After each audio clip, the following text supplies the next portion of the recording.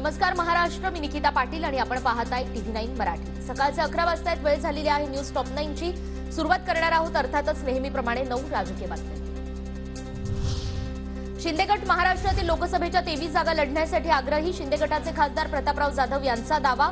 महायुतीमध्ये मेरिटवर जागा वाटप होईल, प्रतापराव जाधव यांची माहिती। निशाणी घेऊन ज्या ज्या मतदारसंघामध्ये आमचे उमेदवार लढले तेवढा मतदारसंघ आम्हाला मिळाले पाहिजेत, हा आमचा त्या ठिकाणी आग्रह राहील। पण त्याच्यावरही वरिष्ठ लोक निर्णय घेतील। मागच्या वेळी मी 22 जागावरती लढला होता, यावेळेस किती जागा साधारण? मागच्या वेळी 22 जागावरती लढला। आम्ही तुम्हाला सांगितलं आमचं की 22 जागा आम्हाला मिळाल्या पाहिजेत, असं आमचं त्या ठिकाणी आमची मांडणी राहील। मात्र प्रतापराव जाधवांचा शिवसेनेशी संबंध काय? प्रतापराव जाधव बुलढाण्यातनं पुन्हा निवडून येतात का ते आता बघा। संजय राऊतांचा प्रतापराव जाधव यांना इशारा।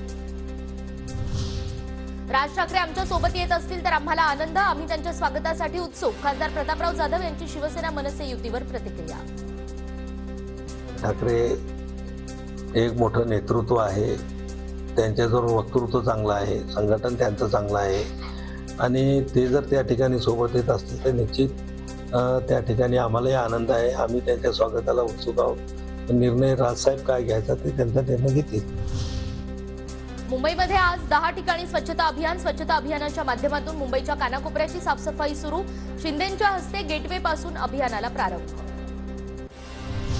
मुख्यमंत्री बीचवर ट्रॅक्टर चालवतात अशी टीका काहींनी केली। तो ट्रॅक्टर नव्हता, तो कॉम्बर होता। टीका करण्याआधी माहिती घ्यायला हवी होती। मुख्यमंत्री शिंदेंचं उद्धव ठाकरेंना उत्तर। मी एकच सांगतो, कुठल्या बीचवर आपण गेलो होतो? न्यू बीचला गेलो होतो। काही लोक म्हणाले अरे त्या बीचवर मुख्यमंत्री ट्रॅक्टर चालवतात। अरे बाबा, तो ट्रॅक्टर नव्हता, तो बीच कॉम्बर होता। 1.5 वर्षात फक्त आमदार आणि खासदारांचा भाव वाढवला। नगरसेवक आमदार खासदार फोडण्यासाठी त्यांचे भाव वाढवले। संजय राऊत यांची भाजपसह शिंदे गटावरही टीका।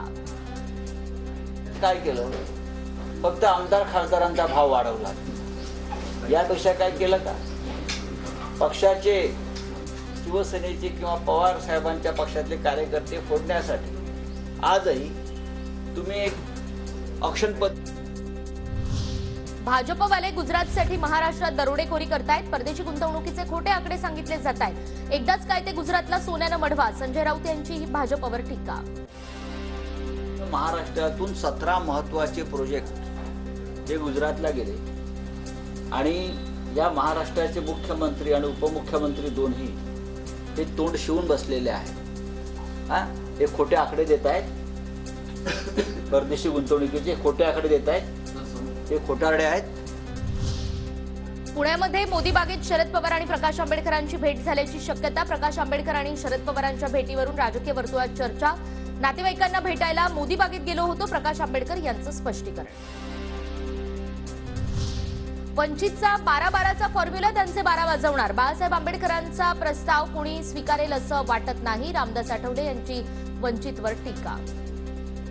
जनजी 12 वाजवणार, यांचा 12-12चा फॉर्म्युला जनजी 12 वाजवणार आहे। त्यामुळे 12चा जरी फॉर्म्युला असलाही तरी मला वाटतं की माननीय बाळासाहेब आंबेडकरांचा प्रस्ताव कोणी स्वीकारेल असं वाटत नाही आहे। बाळासाहेब आंबेडकर हे आघाडीमध्ये नक्की येतील का राहतील का असं काही मला वाटत नाहीये।